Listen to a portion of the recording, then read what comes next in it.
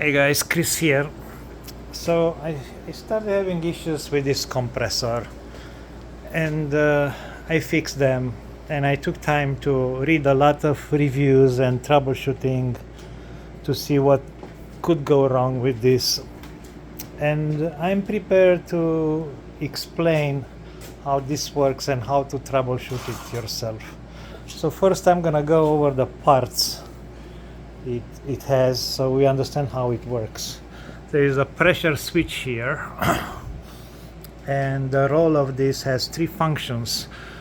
When the pressure reaches the highest point, it will stop the current flow towards the motor here, and when the pressure reaches the lowest point, it will let current flow into the motor, so it will raise the pressure again.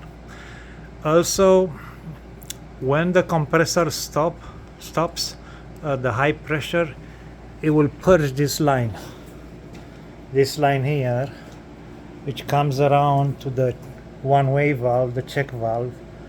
There is air coming here, right? So it will do a purge on this line, and that allows the pressure on top of the cylinders to be released. Otherwise the motor cannot overcome that when it starts. There is also this valve here. It's an easy valve, that's how it's called, or a start valve. This is leaking right now, right? So the compressor starts, some air leaks through here, it reaches 25 psi, and this valve closes, so all the air goes into the compressor through this one-way valve. So now, why this would not start? The behavior on this compressor was, it was powered overnight. I came in the morning and there was no air, and it was not starting from here, like nothing happened. And then I took the cover of the fan and I could not spin this freely. So they were locked because there was pressure here, it was not released. So let's summarize how this works, right? Current comes in, it detects a low pressure, drives the current into the motor, pressure builds up through this line, fills up the cylinder, and then when the pressure in the cylinder is at the highest value, which is picked up here, then it will stop this pressure switch will stop the current.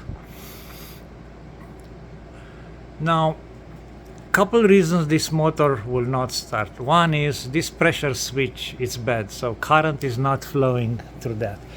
You can check that very easy. You have these two terminals and these two terminals. So the one on the wire coming to the socket are at the bottom, and they are connected here, right? Neutral and live. And the one going out towards the motor are here. So if you're not getting power here, it means this is not working. That's why you don't get power. The motor could also not start, in my hum, even if you can freely spin it like I do here, if this capacitor is damaged, right? It needs a capacitor to start and to run. This is a single phase motor, and it needs a starting and a running capacitor, which creates that artificial second phase. These are basically two-phase motors at 90 degrees apart. If that's not good, the motor will not start. And also, the motor will not start, as I mentioned, if there is back pressure here, which was not released by the pressure switch when it reached the highest point. So again, the pressure switch would be the problem in that case. And lastly, there is a protection inside this compressor. There is a thermal switch there. That thermal switch is to protect the stator coil, right? If this guy is heating up, it will turn off the power on the motor.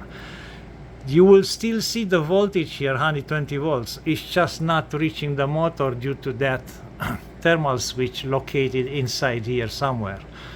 So also, if there is some blockage, mechanical blockage, and this cannot spin, like the case with the back pressure, that thermal switch will kick in because the coils are heating up, because the rotor is not spinning. So again, you get the same behavior. It is not starting, right?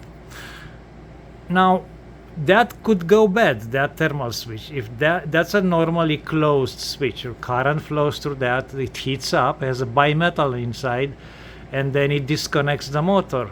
It could be that can be permanently damaged, meaning it's permanently open and will never flow current. So you will have to find that and replace it, or short it and find another mechanism to protect your motor. That part, I found it online. It's very small in size. I mean, if you look here at the dimension, it's only 10 millimeters by 20 millimeters and very flat. It's only 4 millimeters with that bimetal inside. So in my case, what it happened, this was clogged for some reason, and probably was debris or something, and that was because this one-way valve was no longer working as a one-way valve. So the air was coming back to this line, keeping the line pressurized, and that release, that purge which happens when the compressor is the highest temperature, could not release all the pressure in the tank. It's just doing a short flush to flush this relatively short line. So I had pressure all the time there. So I disassembled this valve, and there was some debris inside the valve, so I removed that, and now it's working fine. And then also I cleaned this up with some electric circuit cleaner. That's what I cleaned it up with, and now it works fine. So what you see when it reaches the highest pressure, when the motor stops, this valve end is raised up and it's locked. You'll hear from here how that pressure is released, and after a second or less, this goes down like it is in this position. So now it's leaking air, so you can start the compressor. So I would say, if you want to see why your motor is not starting, first look at this. Can you spin it? Do you have that back pressure problem there? Resolve that first, right?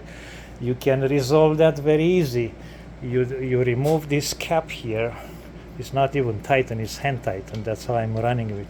You remove this from here, put your finger here, power the compressor, keep the finger here, and then unplug it from the power supply and release the finger. If you hear a lot of air coming back, that's coming from the tank, and that one-way valve, the check valve, is not working. You need to change that, right? If that's not happening, then you are good with this. You don't have that problem with the check valve. So now if this is spinning easily and the motor is not starting or humming, it's just humming, it's the capacitor which has a problem. If you don't hear that humming, you don't hear nothing, then it's that switch inside which is now normally open, and it's not giving current to the motor, even if you can see the voltage here applied to the motor.